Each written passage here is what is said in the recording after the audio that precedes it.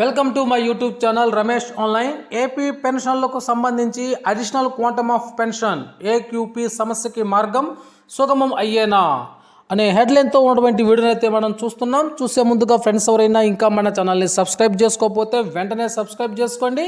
ఇక విషయానికి వచ్చినట్లయితే ఏపీ పెన్షన్లకు సంబంధించి ఈ రోజుకు కూడా పరిష్కారం కానీ 69 సంవత్సరాలు పూర్తయ్యి 70 సంవత్సరాలు వచ్చిన మొదటి రోజు నుంచి additional quantum of pension AQP ఇవ్వాలనేది ఒక సమస్య.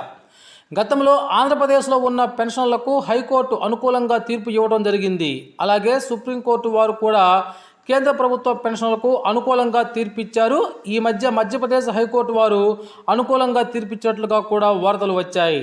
ఇప్పుడు మనం వీటిని గురించి తెలుసుకుందాం. అడిషనల్ క్వాంటమ్ ఆఫ్ పెన్షన్ సంబంధించి ఒక రిటైర్డ్ తహసీల్దార్ గారు 69 సంవత్సరాల నుండి 70వ సంవత్సరం మొదటి రోజు నుంచి తనకు అదనపు పెన్షన్ ఇవ్వాలని హైకోర్టులో కేసు వేసి అనుకూలంగా తీర్పు పొందారు. ఈ తీర్పు వారికి మాత్రమే అమలైంది. ఈ తీర్పును మిగిలిన అర్హత గల పెన్షనర్లకు అమలు చేయటంలో రాష్ట్ర పెన్షన్ సంఘాలు ఫాలో అప్ చేయలేదు లేదా కోర్టుకు వెళ్ళడానికి సిద్ధపరచలేదు. ఈ కారణం చేత అర్హత గల పెన్షనర్లు రాష్ట్ర వ్యాప్తంగా సంవత్సర పెన్షన్ను కోల్పోతున్నారు. ఈ తీర్పు రావడానికి ముఖ్య ఆధారము కేంద్ర ప్రభుత్వ పెన్షనర్ గౌహతి హైకోర్టు మరియు సుప్రీంకోర్టు ద్వారా అనుకూలమైనటువంటి తీర్పు పొందారు. కేంద్ర ప్రభుత్వ పెన్షనర్ తనకు 79 సంవత్సరాలు నిండి 80వ సంవత్సరం వచ్చిన మొదటి రోజు నుంచి అడిషనల్ క్వాంటమ్ ఆఫ్ పెన్షన్ మంజూరు చేయాలని గౌహతి హైకోర్టులో కేసు వేశారు. వాదనలు విన్న తరువాత హైకోర్టు వారు పిటిషనర్కు అనుకూలంగా తీర్పు ఇవ్వడమైనది. రాష్ట్ర ప్రభుత్వం దీన్ని ఛాలెంజ్ చేస్తూ గౌరవ సుప్రీంకోర్టులో స్పెషల్ లీవ్ పిటిషన్ వేయటమైంది. సుప్రీంకోర్టు వారు ఈ స్పెషల్ లీవ్ పిటిషన్ను డిస్మిస్ చేస్తూ పిటిషనర్కు అనుకూలంగా తీర్పు ఇవ్వడమైనది.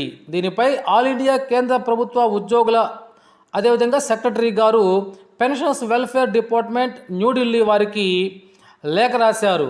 గౌరవ హైకోర్టు మరియు సుప్రీంకోర్టు ఇచ్చినటువంటి తీర్పులను మానవతా దృక్పథంతో అర్హత గల కేంద్ర ప్రభుత్వ పెన్షన్లకు 80 సంవత్సరాలు 85 సంవత్సరాలు మరియు 90 సంవత్సరాలు ఉన్నటువంటి వారికి అమలు చేయాల్సిందిగా పత్రాన్ని ఇవ్వడం జరిగింది.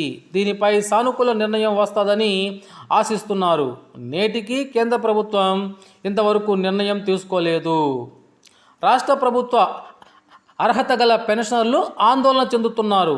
మాకు 70 సంవత్సరాలు 75 సంవత్సరాలు మరియు 80 సంవత్సరాలు వస్తున్నవే కానీ ఈ తీర్పు అమలు జరగటం లేదు.